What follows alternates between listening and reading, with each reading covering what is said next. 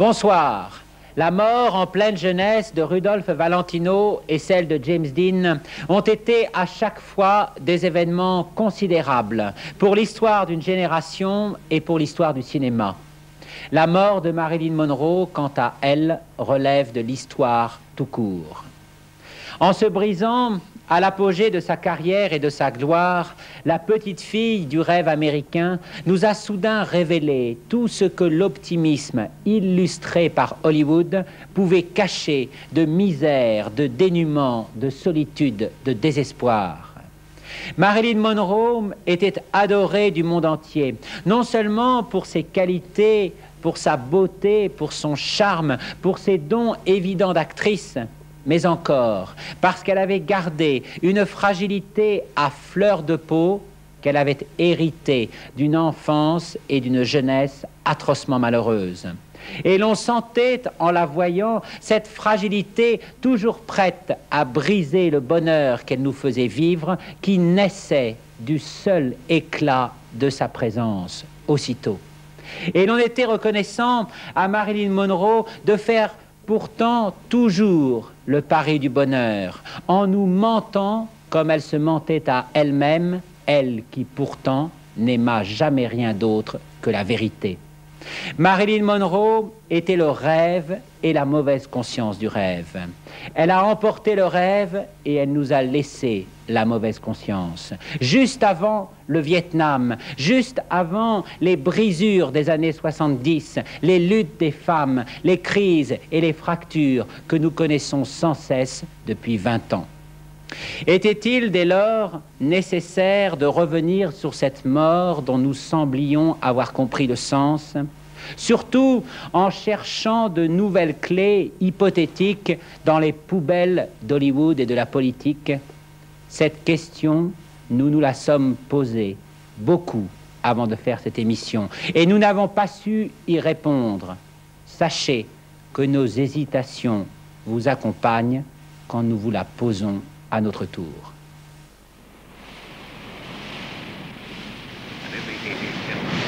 The present temperature Times Square is 78 degrees. Relative humidity 62%. The temperature humidity index stands at 70 degrees, and the wind is calm. Marilyn Monroe is dead, apparently from an overdose of sleeping pills. But an investigation is now going on, and no final conclusion has been reached. Here is the statement from Deputy Coroner Cronkite. On the basis of all the information obtained, it is our opinion that the case is a probable suicide. La version officielle de la mort de Marilyn Monroe, à laquelle s'accrochent les autorités depuis 23 ans, est de plus en plus remise en question au fur et à mesure que s'accumulent éléments nouveaux et indices troublants. Prenons par exemple le sergent Jack Clemon, premier officier de police appelé au chevet de Marilyn Monroe la nuit de sa mort. No, it was not a suicide. Marilyn Monroe was murdered. There's no question about it. Certains même n'hésitent plus à souligner la coïncidence entre un mystérieux séjour éclair de Robert Kennedy à Hollywood et le retard avec lequel on aurait annoncé la mort de Marilyn Monroe, dont la liaison avec l'homme politique était connue. Avec le temps, des témoins dont tous ne sont pas des provocateurs ou des envieux avides de publicité ont commencé à parler, révélant la force de la relation qui unissait Marilyn Monroe au Kennedy, mais aussi le climat de gangstérisme qui sévissait alors à Hollywood et aux marges du monde politique. La raison pour laquelle ces témoins ont gardé le silence et se sont tenus à l'écart d'une enquête officielle bâclée réside, semble-t-il, dans la peur suscitée par les maîtres chanteurs de la mafia.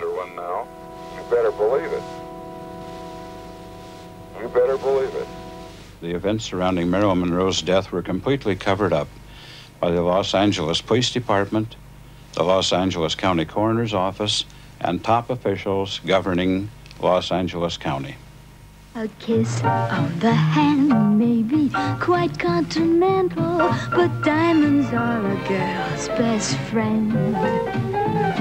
A kiss may be grand, but it won't pay the rental on your humble flat or help you at the automat. Men grow cold as girls grow old, and we all lose our charms in the end. But square cut or pear shape, these rocks don't lose their shape. Diamonds are a girl's best friend.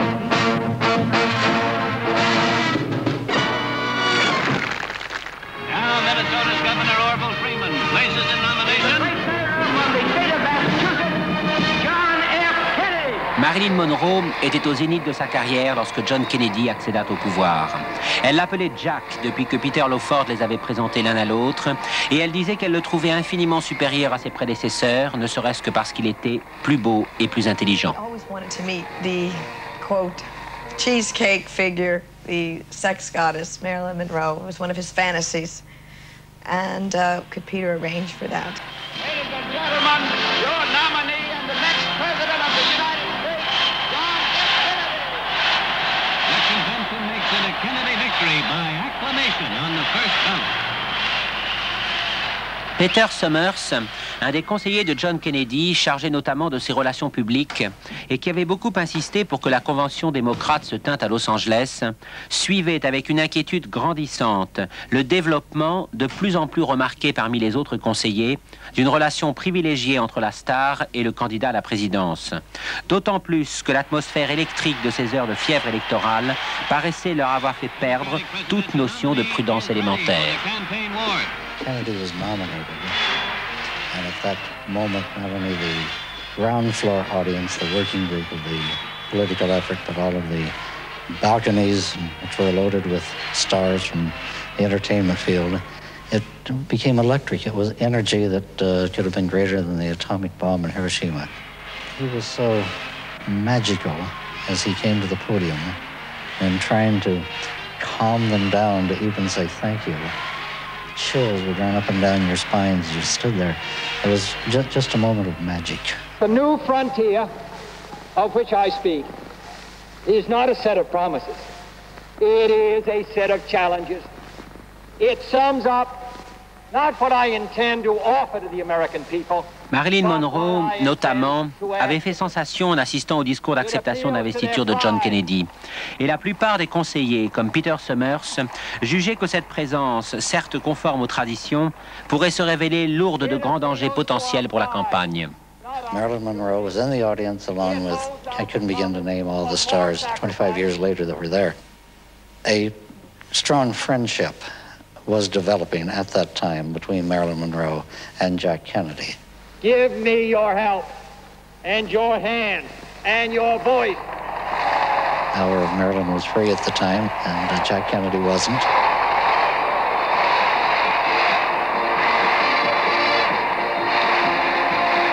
The attraction that everyone had for Jack Kennedy, I think Jack Kennedy felt toward Marilyn Monroe, because Marilyn had the same charisma, beautiful person, quiet person, someone that could enjoy and appreciate the friendship that maybe only a Jack Kennedy could really give to her. Some people of staff said, you know, products are sold by star endorsement. Maybe the closeness of this will be of benefit for him being elected. The other side, of course, is you're not going to elect somebody president that is perhaps ignoring his wife or cheating on his family or something else. Yes, there was concern, and Marilyn was spoken to very frankly about it. No! The president was spoken to very frankly about it. There was great concern at the time. It could have destroyed him.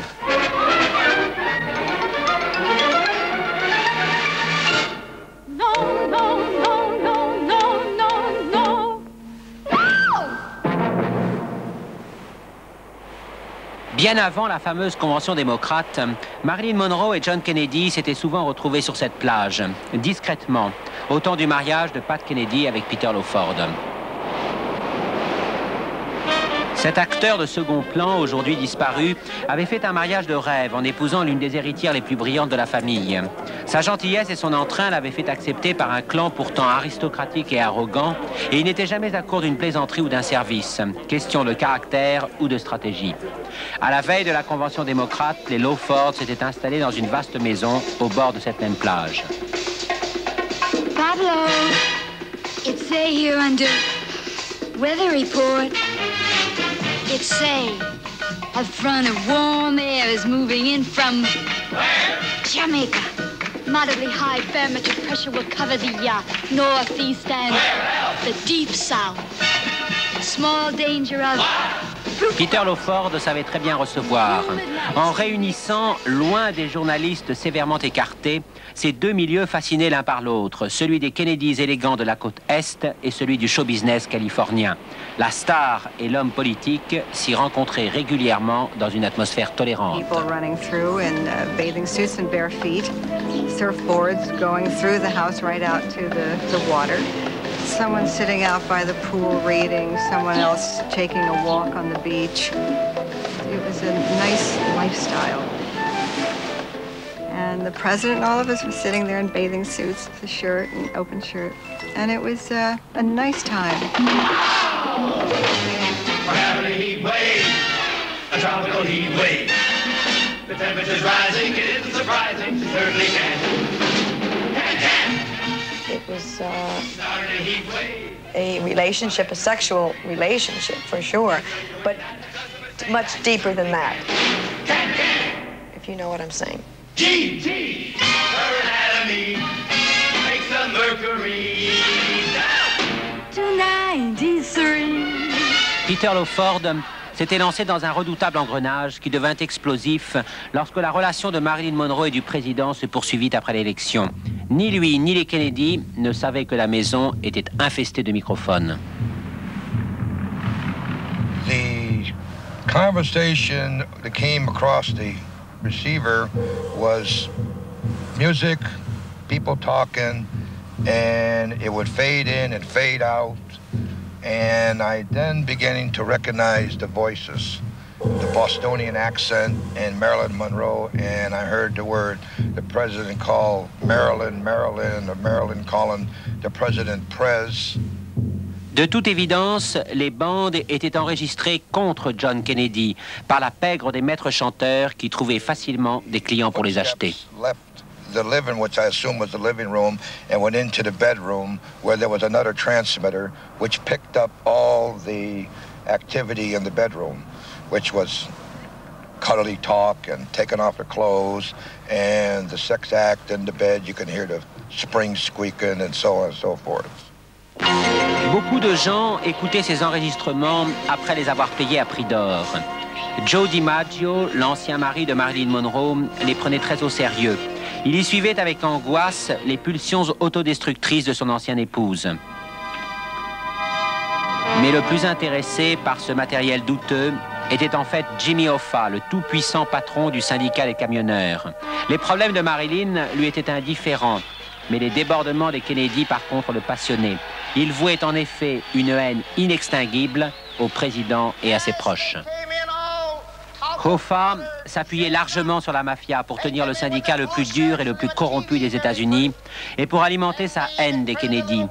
Il cherchait à utiliser les ragots dont il disposait sans prendre en compte les difficultés personnelles de Marilyn Monroe, perdue au milieu de tous ses coups bas, et que Joe DiMaggio avait prévenu discrètement et avec ménagement. I want a guy I can look up to and admire.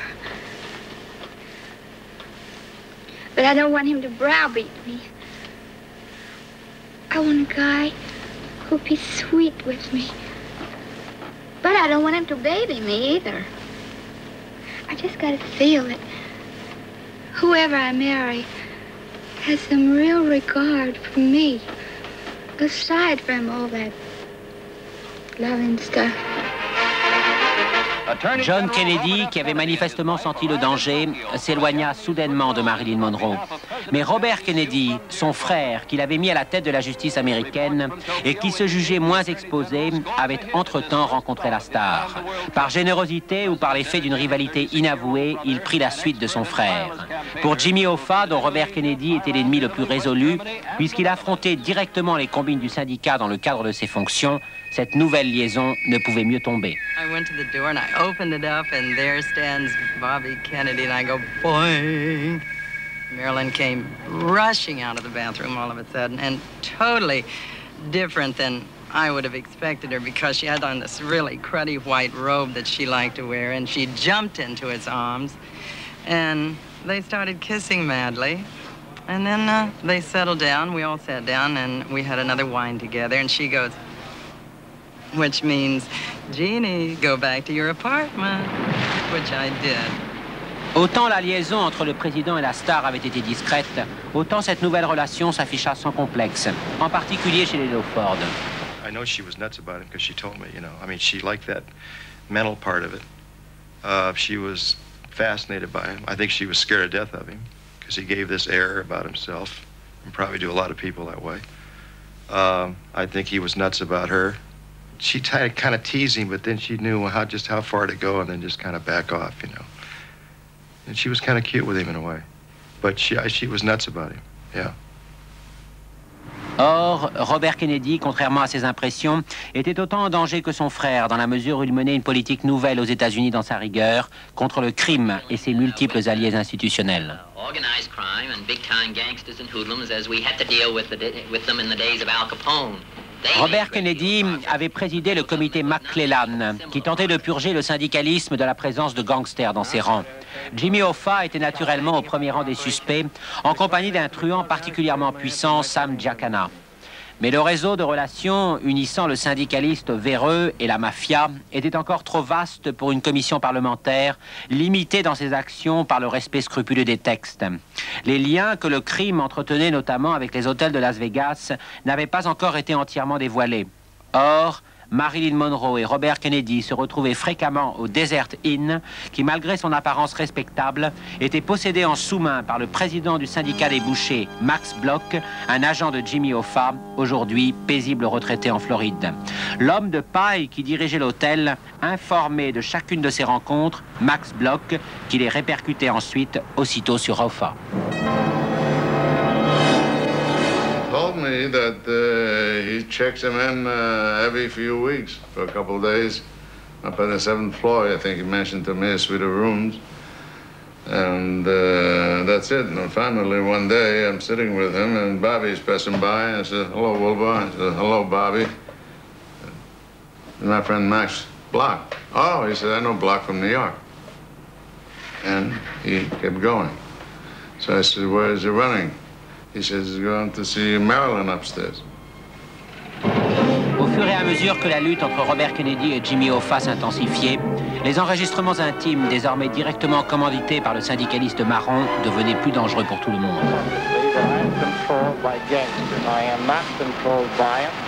And evidently you agree the same thing, Mr. Hoffa. Wait a minute. And I say tag. Did you say that SOB, I'll break his back? Not concerning him, as far as I know of. Well, who did you make it about? I don't know. I may have been discussing somebody in a figure of speech. Well, who did you make the statement? Whose back were you going to break? I don't even remember it. Well, whose back were you going to break, Mr. Hoffa? Figure of his speech, I don't even know who I was talking about, and I don't know what you're talking about. No question about Hoffa, and don't you say that either.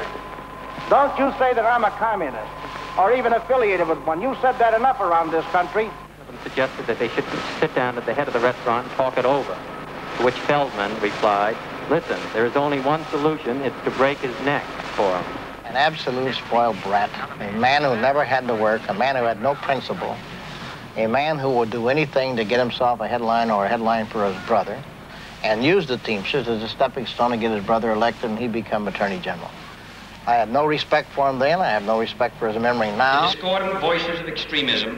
En fait, le caractère totalement illégal des écoutes pouvait également briser Jimmy Hoffa. Si le président, désormais alerté et qui avait remonté toute la filière, prenait le risque de les retrouver et de les retourner contre lui. D'autant plus que la mafia, qui fournissait le matériel, menaçait à son tour de doubler Jimmy Hoffa pour en finir plus vite avec les Kennedy, et que des antennes mal contrôlées du Parti démocrate s'étaient réveillées, prêtes à tout pour rompre le trafic. Pendant ce temps, l'intermédiaire criminel entre les privés poseurs de micros et les clients qui prenaient des notes maintenait la pression pour avoir toujours plus de matériel. What he said to me was, "What you don't know won't hurt you." And I said, "Well, I can get myself killed that way." And he so-called replied that what you don't know won't hurt you. You're getting paid, so just do your job and shut your mouth, which I did. Quant au chaînon manquant qui savait si bien remonter le moral de ses troupes, il considère encore les bandes comme la meilleure affaire de sa vie. Some with Bobby Kennedy, some with Monroe, some with other people, and conversations on the phone as to arrangements and meetings that were going to be rendezvous with Jack Kennedy and Monroe, Jack Kennedy and other people. Bobby Kennedy and Monroe, and Bobby Kennedy and other people. Et s'il refuse de confirmer que c'est Hoffa qui continuait à les commander, le bras droit du chef des camionneurs est nettement plus précis. Yeah, I knew he had them. Yeah, I knew he had the tapes. We had other tapes too.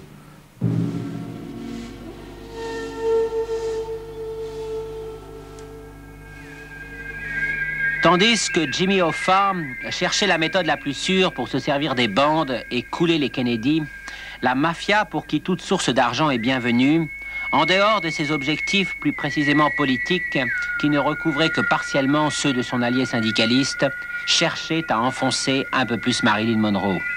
Elle savait la vedette honnête et fragile, et de ce fait, susceptible de dépenser des sommes considérables pour protéger des liaisons auxquelles elle tenait sous la menace d'un scandale. Un gigolo sur le retour, Johnny Rosselli, qui avait des contacts étroits avec le parrain des parrains, Sam Giancana, parvint à l'approcher et à devenir un temps son chevalier servant. Pour Sam Giancana, la manœuvre était tout bénéfice. Il avait accès à Marilyn Monroe d'une manière quasiment directe. Il tenait les sources de Jimmy Hoffa. Il accumulait les indices contre les Kennedy. Et en sus, il pouvait faire chanter la star. Confiante ou désemparée, Marilyn Monroe, que des policiers de Los Angeles suivaient en secret pour tenter de démonter la filière, se rendait avec Rosselli dans un complexe touristique, le Carnival Lodge, où l'on jouait gros jeu et qui était devenu un des lieux de divertissement favoris des vedettes, depuis que Frank Sinatra, qui possédait une partie des actions, s'en servait pour y donner des réceptions fastueuses. En fait, à l'insu même sans doute de Sinatra, qui était certainement manipulé et qui préférait ne pas se poser trop de questions, le complexe touristique était une plaque tournante pour les trafics en tout genre et les dossiers de chantage de Sam Giancana, comme la filature de la star devait ensuite le révéler. Des sommes d'argent considérables étaient prêtées aux joueurs malchanceux contre des taux usuraires et des reconnaissances de dettes compromettantes. Des filles entraînaient des hommes jusqu'alors respectés dans des aventures qui leur coûtaient très cher. Lorsque Marilyn Monroe comprit ce qu'était Rosselli, le Carnival Lodge et le rôle qu'on lui faisait jouer à Sinatra et à elle-même, Sam Giancana avait déjà collecté suffisamment d'informations pour l'inquiéter.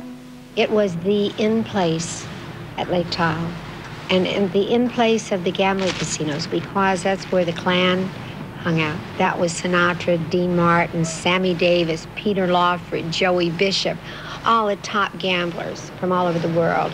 So the Cal Neva was the in-place. Cela fait bien longtemps maintenant que Sam Giancana n'est plus venu au Carnival Lodge, mais son souvenir ne s'y est pas estompé. He was always dressed beautifully, very high-class looking gentleman, you know. Would you tell us whether, if you have opposition from anybody, that you dispose of them by having them stuffed in a trunk? Is that what you do, Mr. Giancana? Decline to answer because I honestly believe my answer might tend to incriminate. Will you tell us anything about any of your operations, or you just giggle every time I ask you a question? Decline to answer because I honestly believe my answer might tend to incriminate me. I thought only little girls giggled, Mr. Giancana. Giancana, qui se trouvait dans la ligne de tir de Robert Kennedy depuis encore plus longtemps que Jimmy Hoffa, s'est fait provisoirement coincer à l'aéroport de Chicago pour une sombre histoire fiscale, en compagnie de sa petite amie, la chanteuse Phyllis McGuire, une fille de caractère qui se disait une amie de Marilyn Monroe et qui s'est révélée très intéressante pour les flics de Chicago, discrètement prévenus par ceux qui tentaient secrètement de protéger la star. To my boss. And I said, my boss, who's my boss? He said, J. Edgar Hoover. And I said, well, certainly I'm going to make a report of this. And he said, screw J. Edgar Hoover. And I said, all right, I'll tell him then. And then he said, are you going to make a report to your super boss? And I said, well, who would that be, my super boss? He said, Robert Kennedy. And I said, well, I'm sure he'll get a copy of that. He said, screw Robert Kennedy. He then said, what about your super boss? Are you going to make a report to him? And I said, who's my super boss? He said, John Kennedy, the President of the United States. And I said, well, he might get a copy, but on the other hand, I don't think John Kennedy is interested in Sam Giancana. He said, Romer, he said, you'll be surprised. He said, I know a hell of a lot of things about the Kennedy family, and Phyllis McGuire knows a hell of a lot of things about the Kennedy family. And one of these days, Romer, we're going to tell that story. Finalement, Phyllis McGuire a raconté toute seule à la police. Comment Giancana l'avait levée en feignant de vouloir s'occuper de sa carrière, comment il s'en était servi comme sous-marin pour infiltrer le monde des vedettes, comment il s'était pris pour qu'elle devienne proche de Marilyn Monroe après que la star eut démasqué Rosselli. Phyllis McGuire était le second levier de Giancana contre Marilyn Monroe et les Kennedy. L'homme était manifestement décidé à tout mettre en œuvre pour les compromettre. La mafia, de surcroît, n'avait pas digéré la perte de Cuba, où elle avait tenu depuis des décennies toute l'industrie du plaisir. Elle avait établi des plans précis et efficaces pour assassiner Castro et financer la contre-révolution. Robert Kennedy, de son côté, avait son propre plan contre le dictateur cubain, qui entendait gagner de vitesse celui des gangsters. De ce fait, au tournant des années 60, l'élimination politique des Kennedy par l'assassinat ou par un scandale dont Marilyn Monroe aurait été le prétexte devenait une priorité urgente et absolue. C'est à ce moment sans doute que Marilyn Monroe, qui n'avait eu jusqu'alors aucun moyen de se rendre compte de l'importance des enjeux qui s'affrontaient autour d'elle, en utilisant cyniquement ce qu'elle avait de plus intime, a commencé à prendre conscience, dans un cauchemar, de l'ampleur de la machination diabolique qui s'était refermée sur elle.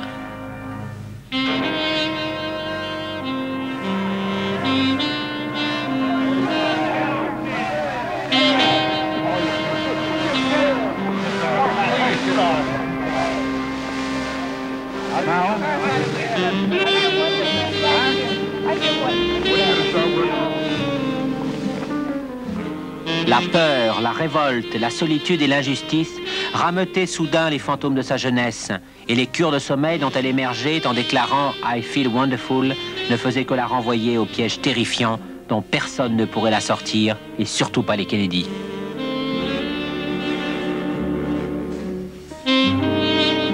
La gaieté fragile des essais de son dernier film inachevé lui demanda des trésors d'énergie. Lâchée par Robert Kennedy, qui venait à son tour de prendre peur, Marilyn Monroe se retrouvait totalement seule pour affronter une épreuve, la plus difficile d'une vie qui avait déjà eu plus que sa part de douleur.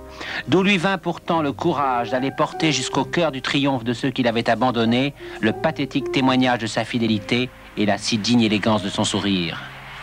She called me and was saying how frightened she was, and I said, well, I have a little present for you before you go. I went over and gave her a book that I had had as a child, which was The Little Engine That Could, and said to her, you know, look at this story. Here is an engine that wasn't sure that it was going to make it over the mountain with all the toys for the children, and it did. Here she is. But I'll give her an introduction anyway, Mr. President, because in the history of show business, perhaps there has been no one female who meant so much, who has done more.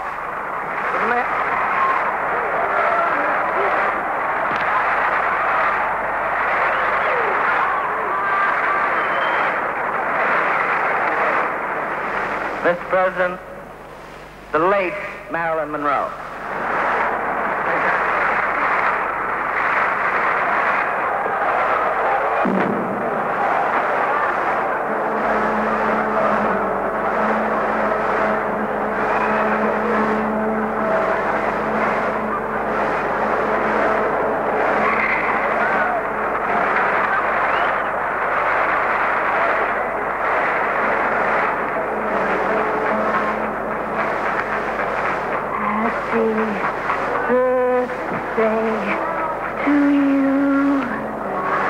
Happy birthday to you.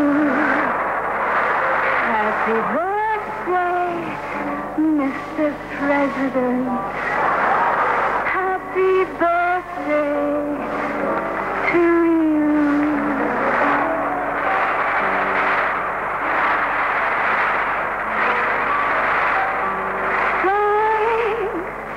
Thanks, Mr. President, for all the things you've done, the battles that you've won, the way you deal with U.S. Steel and our problems by the ton. We thank you so much. Everybody, happy birthday!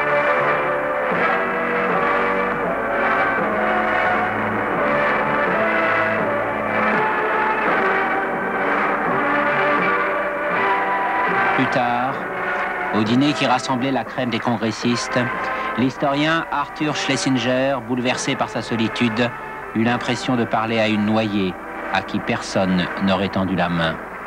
Ladies and gentlemen, the President of the United States.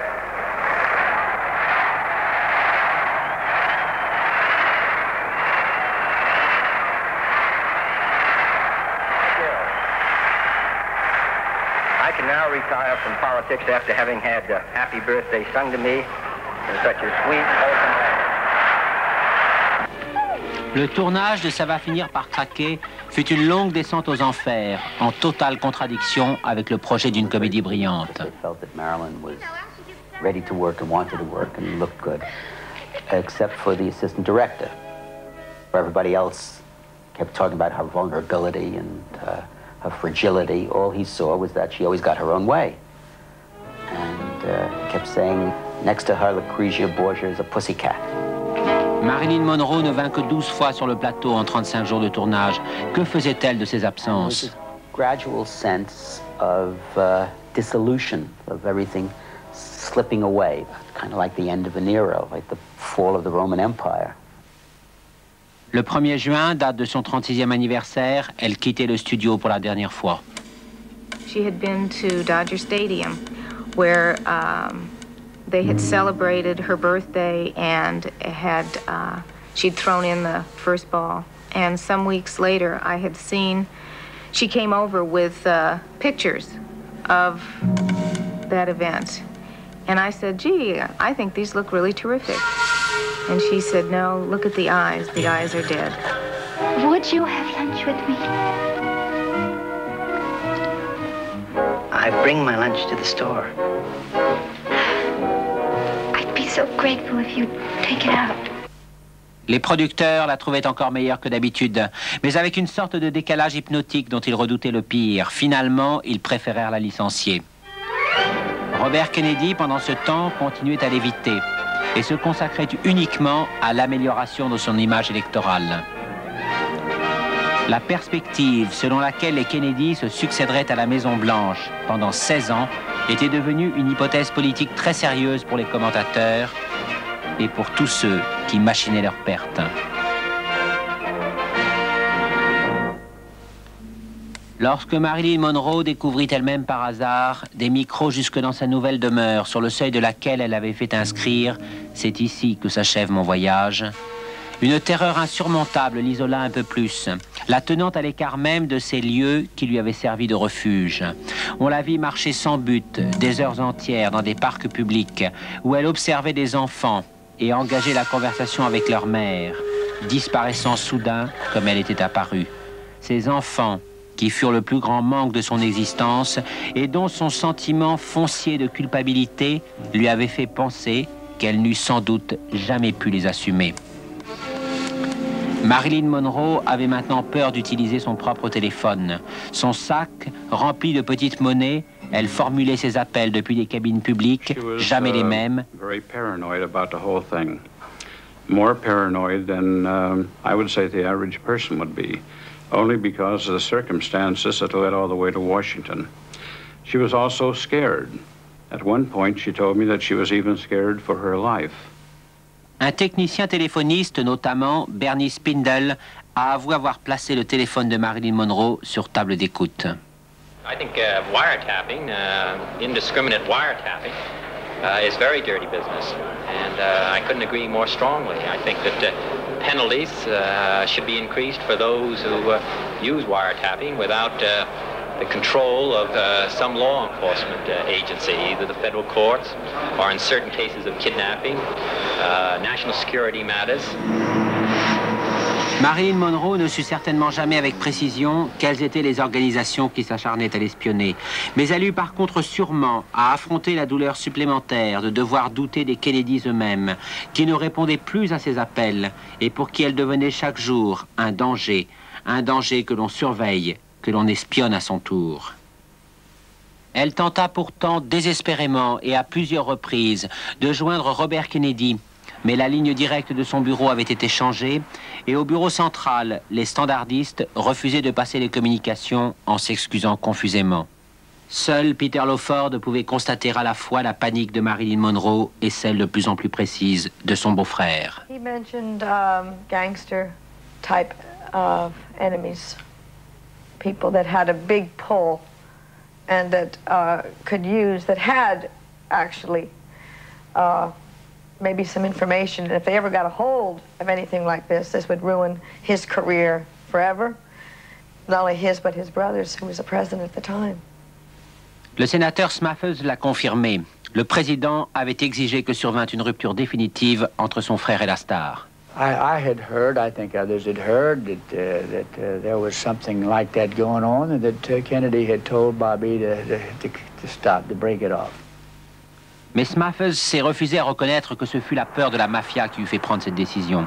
Il rejoint en cela la prudence, pour ne pas dire plus, de la version officielle concernant la fin tragique de la star.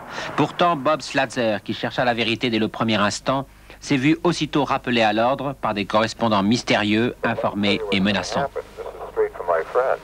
Yeah. You might as well grow a beard and move to Hardy, Arkansas, and not tell anybody where you are, because there'll be a contract out for you. Le désespoir de Marilyn Monroe, totalement seule, abandonnée pour affronter une situation qui résumait tous les échecs de sa vie, ses pulsions autodestructrices et sa dérive, lui faisait jouer avec le feu. Elle montrait autour d'elle les agendas de ses rencontres avec les Kennedy. Elle en parlait ouvertement avec un chagrin et une amertume insurmontables. Elle se disait même prête à faire des déclarations fracassantes aux hyènes de la presse à sensation qui commençaient à renifler quelque chose. I can't say it was a whiny voice. It was more of a frightened voice, a scared voice and very tired. She said she had not slept the entire night. And I said, what's going on, Marilyn? She said, well, I've had a phone call after phone call with some woman calling me and saying, you tramp, you no good, so-and-so. She said, leave Bobby alone or you're going to be in deep trouble. Pour le docteur Grinson, chaque jour désormais menaçait d'être le dernier. La star tentait de raccrocher les lignes rompues de son téléphone intérieur en lançant des appels au secours qui tombaient dans le vide avant de plonger dans des comas de somnifères qui faisaient se rejoindre les cauchemars de l'éveil et ceux du sommeil. Son psychiatre voulait la faire hospitaliser. Peter Lawford, qui tentait de maintenir le contact, comprit qu'elle était devenue incontrôlable lorsqu'il l'entendit vers 8 heures alors qu'elle refusait d'aller dîner avec lui. And she said, good night, Mrs. Murray. I think I'll turn in now. And she closed the door. Mais Peter Lawford était aussi le dernier lien qui unissait Marilyn Monroe au Kennedy. Alors, depuis sa chambre close où s'étaient assemblés tous les fantômes de sa vie, la star commença à rappeler l'intermédiaire, de plus en plus souvent, au fur et à mesure que la nuit gagnait. Marilyn immediately got on the phone to Peter, grasping out to inform him that she couldn't take any more and that she was going to be best for everybody that she died, and that she was going to kill herself. Sometime in mid-evening, I got a phone call from Marilyn, and she was quite distressed and said, please, Jeannie, please come over. And I said,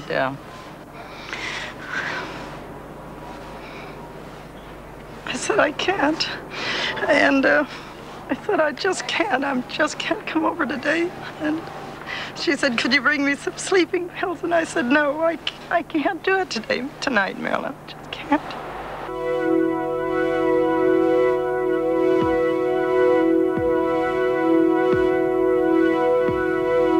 So, of course, I was alarmed. I called Dr. Greenson.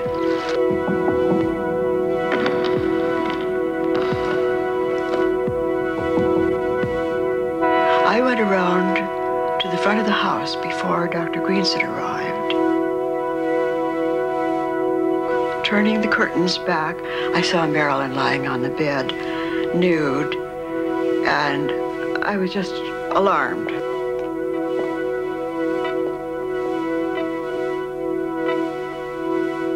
Le docteur Grinson est arrivé à 3h35. Il a aussitôt brisé une des fenêtres puisque la chambre était fermée de l'intérieur. Il déclara plus tard que Marilyn Monroe était déjà morte, la main serrée sur le téléphone. Le médecin personnel de la star et la police survinrent ensuite dans l'heure. Mais comment se fait-il, si cette version est exacte, que la nouvelle de la mort de Marilyn Monroe ait commencé à courir à Hollywood dès le début de la soirée?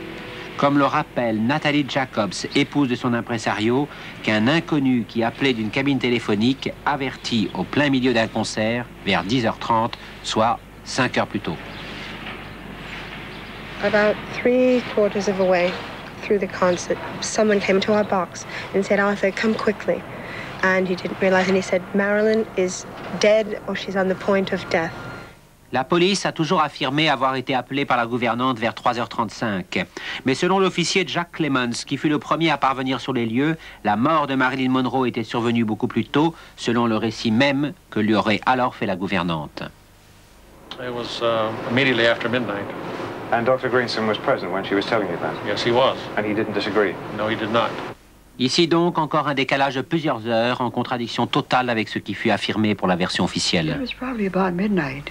I asked them very pointedly why it took from midnight, approximately midnight or 12:30 till about 4:30 to call the police. I'm standing looking at two doctors, both of whom know that this is what we call a coroner's case. They know they have to notify the police, and it takes them 4 hours to get around to it. Mrs. Murray et Marilyn Monroe s'aimaient profondément. Mais pourquoi la gouvernante a-t-elle attendu plusieurs heures avant de prévenir la police? That I don't know. I'll have to admit, I don't know. Une multitude de détails étranges concernent ce décalage sur lequel la police est restée muette. Le responsable de la société d'ambulance fournit l'information la plus surprenante. Selon lui, la star était encore vivante lorsqu'il est parvenu sur les lieux. Ce qui est en contradiction totale avec la version officielle, mais pas avec le récit de l'officier Clemens ou celui de Natalie Jacobs, pour qui plusieurs personnes auraient su bien avant la police que Marilyn Monroe était en train de mourir. An overdose. And of course she succumbed at the hospital. You mean that you were called to the house and you took her alive in coma? In coma, yes. She was completely out. Mrs. Murray, maintenant, confirme que les médecins et l'ambulance ont été appelés avant la mort de Marilyn Monroe. When he arrived, she was not dead. Because I was there then in the living room. Le décalage de plusieurs heures entre le moment où l'on a su que Marilyn Monroe agonisait et celui où la police est arrivée coïncide avec des allégations persistantes selon lesquelles Robert Kennedy se trouvait à proximité chez les Lawford le soir du drame. En tout état de cause, Robert Kennedy était venu passer un week-end familial à mi-chemin de San Francisco et de Los Angeles chez John Bates, un avocat au-dessus de tout soupçon.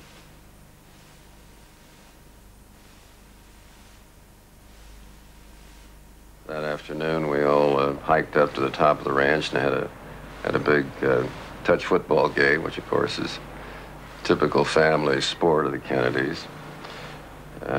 So it was a full active day. Plusieurs témoins affirment que Robert Kennedy est arrivé en hélicoptère à Los Angeles dans le cours de l'après-midi.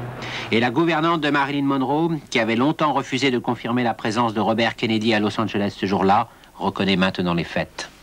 Well, over a period of time, I was not at all surprised that the Kennedys were a very important part of Marilyn's life. And so that I was I wasn't included in this information, but I was a witness to what was happening. And you believe that he was here that day? At Marilyn's house? Yes. Oh, sure. That afternoon? Yes. And you think that is the reason that she was so upset? Yes, and it became so sticky that the protectors of Robert Kennedy, had to step in there and protect him. Pour Peter Lawford, cette rencontre se serait également révélée désastreuse. Marilyn was, from what Peter told me, knew then that it was over. That was it, over, final. And she was very, very distraught and depressed, and perhaps even suicidal at the time. Mais qui sont les témoins qui auraient assisté au va-et-vient de Robert Kennedy? Ce voisin des Lawford, par exemple. The car drove up and then people got out and I said, "Oh, there's Bobby Kennedy," and went from the car to the house. That really is all that I saw. You're absolutely convinced it was Bobby Kennedy? Oh, I know it was Bobby Kennedy, yeah. No question of doubt in your mind? The only time that Bobby was out of my sight was from the time he went to bed, sometime after 10 o'clock.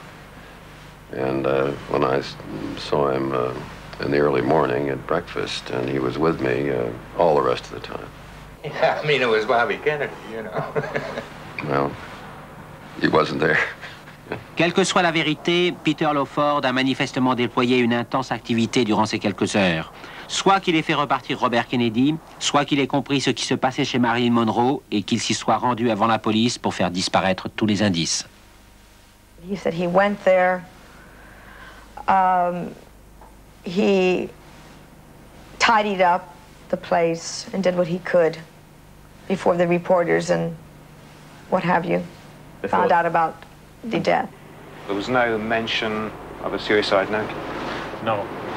And you saw no note anywhere near the body? No. I looked around for any notes, and I looked for any documents, and there were none in evidence. Did she leave a note? Yes, she did. What did it say? I don't know. No, it was destroyed. It was destroyed. Who destroyed it? I'm sure Peter did. He told me he did. En fait, de rapprochements troublants en indices réels, il est possible d'envisager ce qui s'est peut-être passé durant ce décalage de quelques heures. Marilyn Monroe aurait effectivement reçu la visite de Robert Kennedy lui annonçant la fin de toute relation durant l'après-midi. Elle se serait alors acharnée à tenter de le fléchir en suppliant Peter Lawford au téléphone pour qu'il prenne son parti. Peter Lawford aurait tenté de la raisonner tout en pressant Robert Kennedy de partir. Mais Marilyn Monroe était manifestement en train de sombrer lorsqu'elle concluait son dernier appel en disant « Peter, dites adieu pour moi au président ». Cette dernière phrase aurait décidé Robert Kennedy à retarder son départ et à retourner chez Marilyn Monroe avec Peter Lawford. Ils auraient alors trouvé la plus belle fille du monde, agonisante. Cette fois, le piège se refermant sur Robert Kennedy lui-même, Peter Lawford aurait directement pris les choses en main en appelant un médecin sûr, le Dr. Grinson, et une société d'ambulance discrète. La tentative pour sauver Marilyn Monroe aurait échoué, quelque part sur la route à 140 à l'heure à mi-chemin de l'hôpital.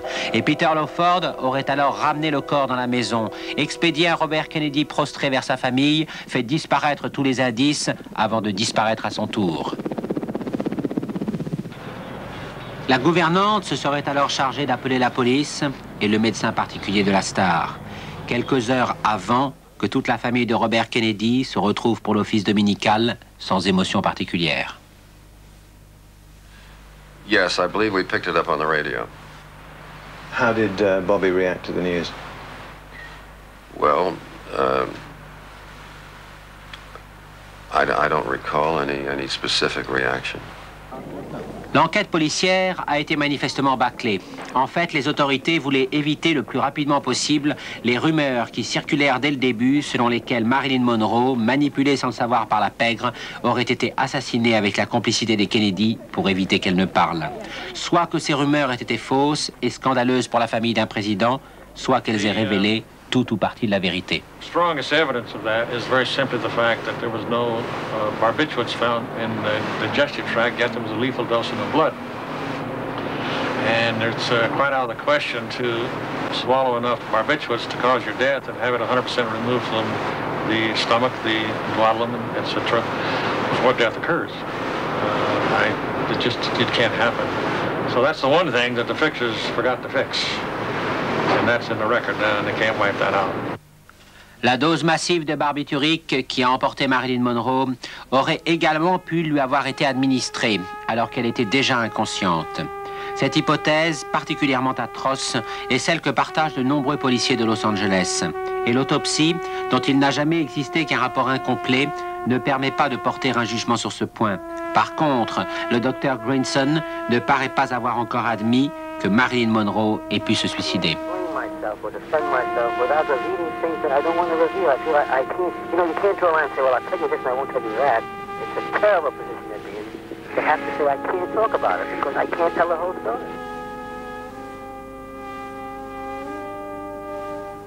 Listen, talk to Bobby Kennedy. one of the reasons advanced for the highly secret nature of this investigation was that there could be some type of national security problem in connection with the association between a national figure and a highly publicized entertainer. Selon Tom Redin, le caractère confidentiel et la rapidité de l'enquête ont beaucoup nui à sa crédibilité. It was treated as an intelligence division operation. And logically, it could be so treated because there was the involvement of the Attorney General of the United States. They treated it as a 100% intelligence operation, and those operations are highly secret. I began to wonder if they didn't have a file over there on Marilyn's death and all about it, so I sent over to the police department for it, and they told me that there wasn't any file. So I thought that maybe Chief Parker had taken the file to his home. But I never followed that up because I didn't want to bother Mrs. Parker. But that was my assumption, that there was a file, but it was taken out of the police department. But as mayor, you had the right to require the police department to give you any file they had, didn't you? Well, they sent me any file I asked for always. Un dossier particulier relevant des services secrets et concernant Marilyn Monroe, sa vie et sa mort, a bel et bien existé. Et le maire de Los Angeles a été trompé, comme il le redoutait. À la suite d'indiscrétions, une partie de ce dossier a été révélée au public. Elle ne contenait rien qu'on ne sache déjà. Pour Tom Redin, l'acharnement mis à garder l'enquête secrète cache autre chose que ces révélations attendues. If there was a national security implication, certainly put it under wraps. If there was none, I would see no reason for keeping it under wraps. And frankly, what do you think the national security consideration was? I don't see any. Robert Kennedy s'est toujours refusé à évoquer publiquement la relation de Marilyn Monroe avec son frère et lui-même. If I'm elected President of the United States, I'm going to come back to cities and communities such as this. I'm going to come back to communities such as North Platte and talk about the presidency, talk about what we're doing, and listen to you on what you think should be done here in the United States of America. Mais il a fait poursuivre sans relâche ceux qui avaient atrocement persécuté la star en l'espionnant et détruit leurs témoignages. Pour ceux qui lui ont échappé, Marilyn Monroe, de toute façon, n'avait plus beaucoup d'importance. Ils avaient désormais décidé de porter la mort directement au sommet. Just show that I care, I will write and declare that I'm on the loose, but I'll stay. D'anciens amis dont le temps ou le désir de publicité a rendu la fidélité incertaine, des détectives douteux à qui l'on oserait confier la filature de son pire ennemi, une intrigante arriviste manifestement ravagée par la haine de classe, des morts que l'on fait parler, une très vieille dame dont la mémoire se trouble, les marges fangeuses de l'argent, de la célébrité et du pouvoir. Et puis ce mariage posthume entre deux êtres dont la mort transforme l'existence en destin, les portant au panthéon réservé des superstars, trop légendaires, pour ne pas dire trop beaux pour être vrais. Mais en même temps, quelque chose résiste dans ce dossier, quelque chose s'impose à la faveur de cette enquête, quelque chose comme le climat de la célébrité. À l'évidence, Marilyn Monroe a été harcelée sa vie durant par des maîtres chanteurs qui abusaient de son innocence. Elle a servi d'appât pour des forces obscures, tantôt complices et tantôt hostiles les unes vis-à-vis des autres, celles de la pègre et de la basse politique. Elle a séduit et amusé une grande famille qui s'en est servie et qui ensuite l'a rejeté. Les hommes politiques abandonnent facilement leurs proches lorsqu'ils sentent monter le danger. Avec aussi ces silences, ces secrets, ces obscurités, ces cafouillages, cette panique autour de cette mort qui ne fut certainement pas bien douce quand monta la curiosité sitôt qu'elle fut connue. Avec encore ces témoins dont on a l'impression parfois qu'ils disent soudainement une part de la vérité. Marilyn Monroe n'a sans doute pas été assassinée par la mafia et elle n'a certainement pas été assassinée non plus par les Kennedy. Mais elle était beaucoup plus seule, beaucoup plus démunie, beaucoup plus abandonnée qu'on ne le pensait. La gaieté est la sœur bien proche de la douleur. Aimer Marilyn Monroe, c'est parcourir le territoire de sa douleur, même avec des impasses et des détours, comme il y en eut ce soir. Aimer Marilyn, c'est faire ce trajet pour mieux retrouver, comprendre, chérir, garder sa gaieté. Bonsoir.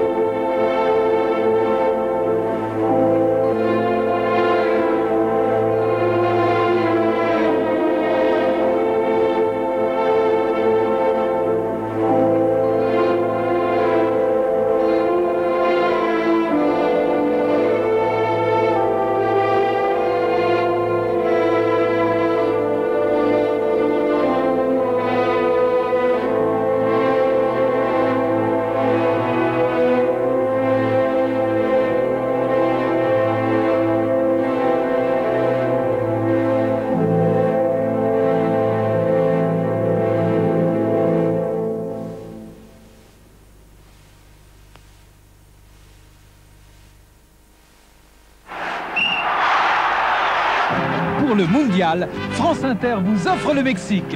Vous pourrez non seulement voir les plus beaux matchs, mais aussi découvrir tous les charmes d'un merveilleux pays. Écoutez France Inter et jouez au Mexipoche. Il y a 120 voyages pour le Mexique à gagner, football et tourisme compris. Avec France Inter, mettez un sombrero entre vos oreilles. Arriba! France Inter. CIC Élections Service, service téléphonique de renseignement pratique.